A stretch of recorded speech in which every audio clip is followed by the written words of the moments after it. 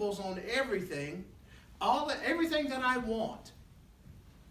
And you're $1,400 a year. You're $400 a year more.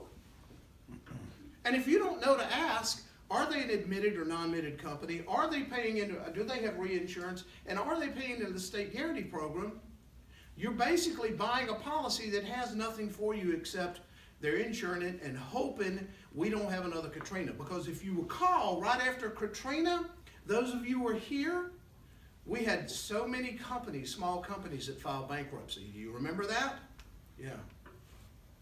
And that meant people were going out and they were having to get SBA loans on their houses to repair it. Do you remember that? And do you remember, for those of you that were doing real estate before and then right after Katrina, how the home prices, when you would go in and you would talk to people and you would find out the value of their property, and all of a sudden you would find out that they're upside down? That's why. So it's important you know the questions to ask. And if you'll send me your email, I've got a little form that says questions you should ask your insurance agent. These are things you need to know.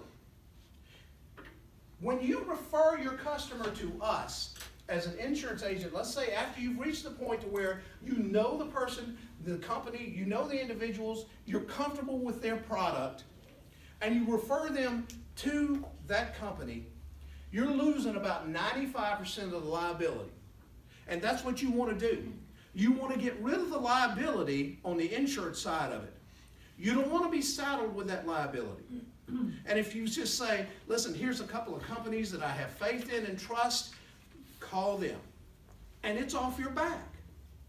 But it does some other things for us. It allows me to get to know your customer. As my agency is concerned, we have a rule. And that rule is, I want to talk to everybody. At some point, if your client calls our agency, Ernie wants to talk to them. I want to get to know them. I want them to know who I am. And the reason I want to do that is because I don't want to sell them just an insurance policy. I've got to know what they want. Let me give you an example. If you have a client who's buying a house, let's say at $250,000, and they look at you and they say, you know, as far as my insurance is concerned, I got a bunch of really nice stuff, and I want to put about $200,000 in contents coverage on that. Do any red flags go off for you with that? What? Tell me. The contents equal the house. Do what? The contents equal the house. The contents are high, but it's possible if a person has, we've had customers that have furs, we have customers that have really, really nice rings, watches, gun things, computers, sound equipment. I have one guy that's got a 1952 D28 Martin guitar. There were 4 of them made that year. He's got one of them. What's his address? Do what? What's his address? I know, that's why I'm not telling you who he is or where. But it's important that you know this. And the reason why is when your insurance agent talks to these people and they tell them, I want $200,000 in contents, what goes off in my brain immediately, in a normal house with furniture and clothes for a $250,000 house, which is probably in a normal situation about a 2,200 square foot house, you're going to have to be working hard to get $200,000 worth of contents in the house, right? But they're thinking that my special things that I have are going to be covered, and they are not. But your client needs to know this. Your insurance agent needs to talk to them. And what they need to do is they need to be able to tell them, say, listen, we can schedule these things for you so they will be covered, but you don't need $200,000 worth of contents that you're never going to use. So it does 2 things. It gives them better coverage and it lowers their insurance rates. Because we're all about getting a better rate, right? What does 2% deductible mean? The value of the house. The value of the house. Did you hear what she said? A lot of folks don't understand that. Well, I've got 2% deductible. What does that mean? 2% of what my insurance cost is, or what does that mean? We need to be able to explain that to them. You don't. I do. You got enough going on.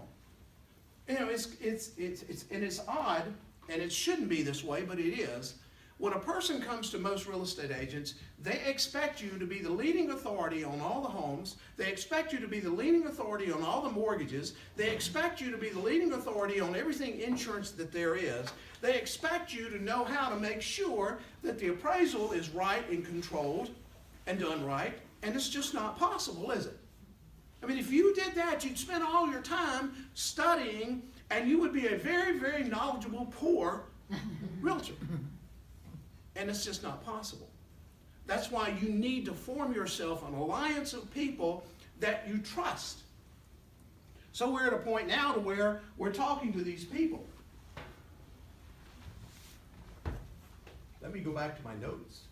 Ernie, is there anything on the state website we can go to see what companies are, what you're talking about? There is. You can go to the insurance commissioners, you can go to the Mississippi Department of Insurance, and they have a list of admitted versus non-admitted companies.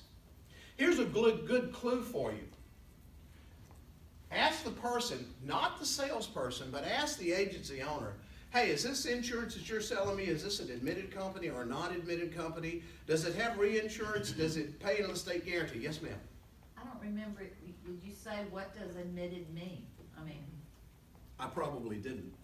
Okay. Thank you for bringing me back. Admitted versus non-admitted. An admitted company is a company, both of these companies, admitted versus non-admitted, are approved to write insurance in the state of Mississippi. So they're Okay?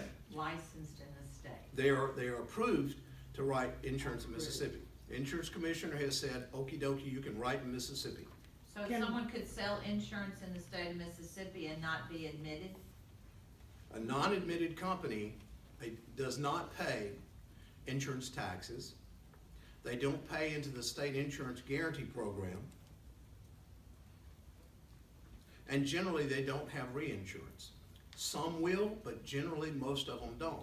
Which But is, they can do business in Oh, the yeah. state? yeah, But they can still do business? Yes. Okay. And not be approved? it is just a terminology. Gotcha. So did you say admitted and non-admitted, both of them are approved to do? They're approved to do business in the state. What has happened is the insurance commissioner has examined the company.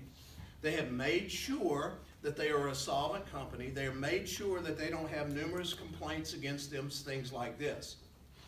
But if we did not have non-admitted companies in Mississippi, some folks couldn't afford insurance at all. And so that's why you see a lot of that going on. There was a time that it was a rule, now whether it is or not, I don't know, and whether it still is or not, but there was a time where you could not write non-admitted company insurance on a property that was available for an admitted company. So in other words, if Allstate could write your property, but you decided you wanted to go to a non-admitted company, there was a time where that was not acceptable. You couldn't do it. But because of insurance rates and the way things have happened, people have started allowing that to take place. You just need to be cognizant of what you're doing. Yes, ma'am. So still not clear of what admitted and non-admitted, what's the difference? An admitted company will pay into the state insurance guarantee program.